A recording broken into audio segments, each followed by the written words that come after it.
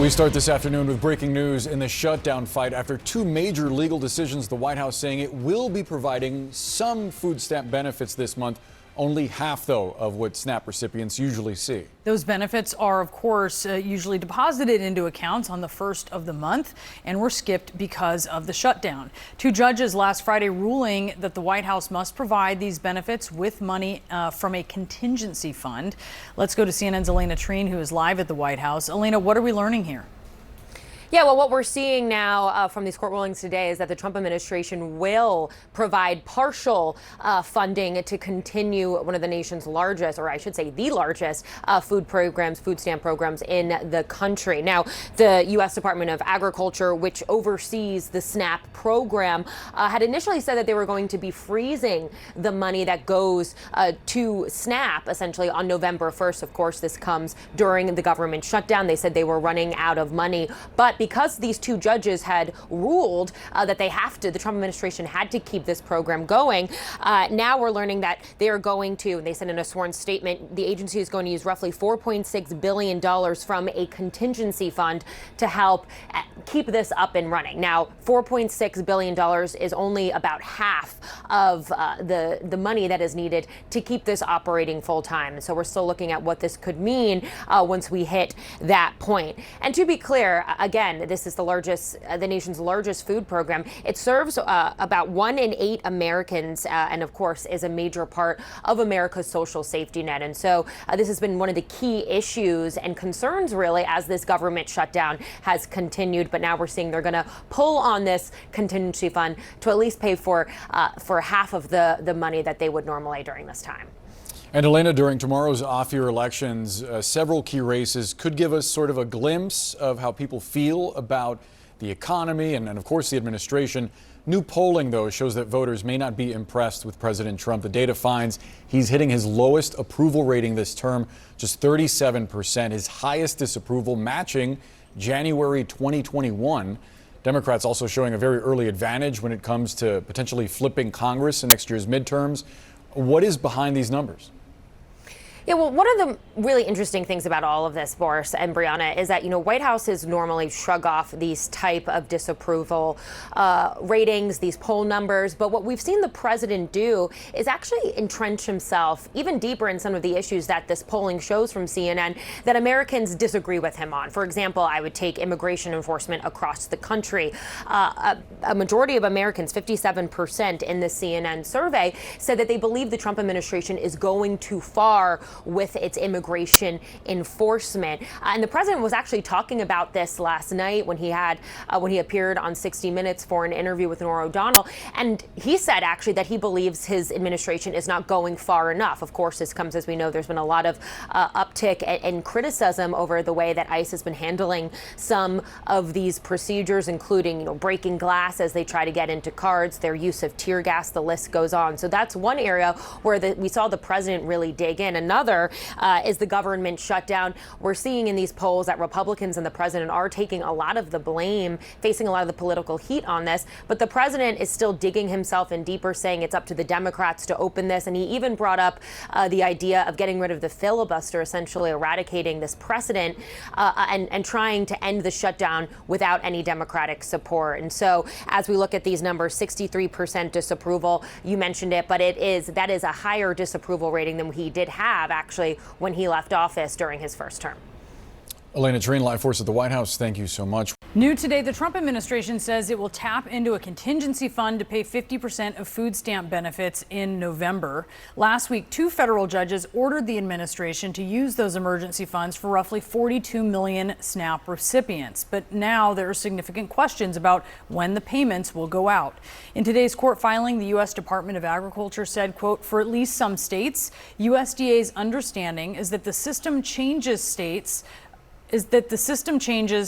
must implement to provide the reduced benefit amounts will take anywhere from a few weeks to up to several months.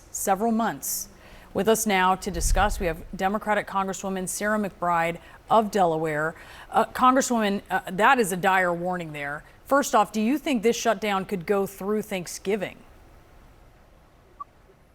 Well, I certainly hope not. I am down in Washington, D.C.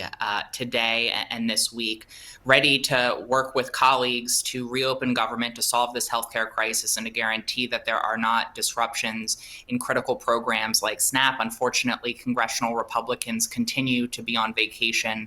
They are nowhere to be seen. I hope we can reopen government before Thanksgiving. I hope we reopen government tomorrow and do so in a bipartisan and compassionate way.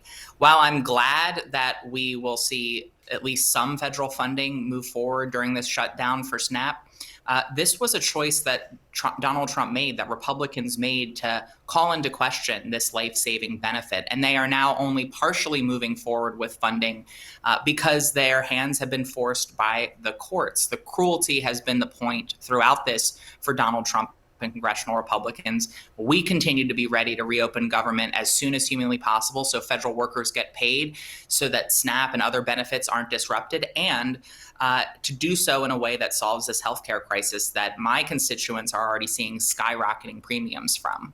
Yeah, so let's talk about that, because at this point, open enrollment is underway now. So people signing up for ACA open enrollment is starting to see what insurance costs without the tax credit. As you are relying on pressure from those folks as they make their voices heard, how long does that take? And what if that isn't enough? Well, I'm already hearing from constituents. I've been hearing from constituents throughout this shutdown that they want to see government open and they want to see us extend the Affordable Care Act tax credits. Over this last weekend, millions and millions of Americans went on to healthcare.gov and started to see premiums that in some cases were increasing 100, 200, 300%. And it's incumbent upon those Americans to reach out to their members of Congress to express their outrage at these skyrocketing premiums and to demand that Democrats and Republicans work together to reopen government and extend these ACA premiums. The Republicans have acknowledged that this is an issue. We have even very far right-wing colleagues in the House admitting that this is an issue. I think that's only going to increase as Americans lift their voices. But Republicans ultimately are going to have to listen to the American people and join Democrats at the negotiating tables to solve this crisis. Look, it's on Republicans to figure this out. They control the House, the Senate, and the White House. No, but let me. And so I'm not going to sit here But you're in the House, Yeah. but you know in the Senate, there's a 60-vote threshold. The president is calling for that, the nuclear option, to get rid of that. And I hear you say, you're saying Republicans are making a choice.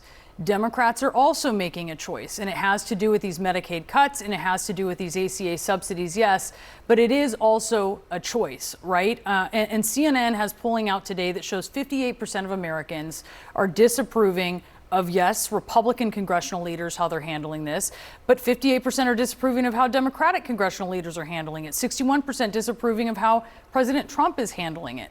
So all of you being held to account here, what is your read of what that poll is saying?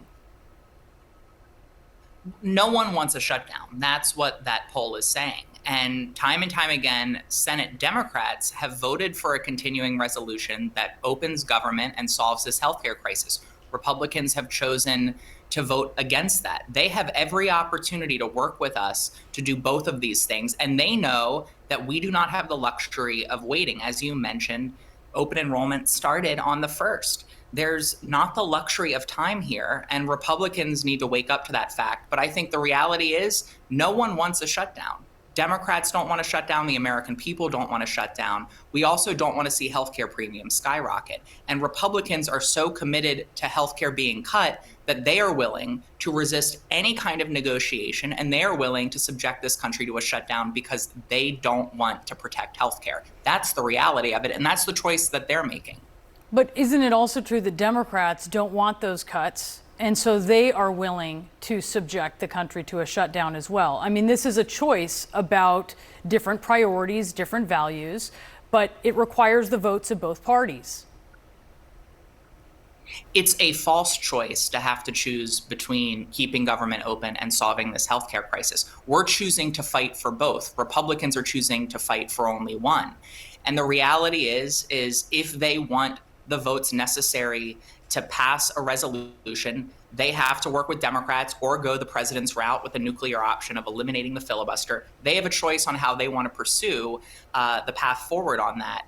But if they want votes to have a continuing resolution, they're going to have to work with Democrats. That's the reality of democracy. That's the reality of representative government. That's the reality of the United States Senate.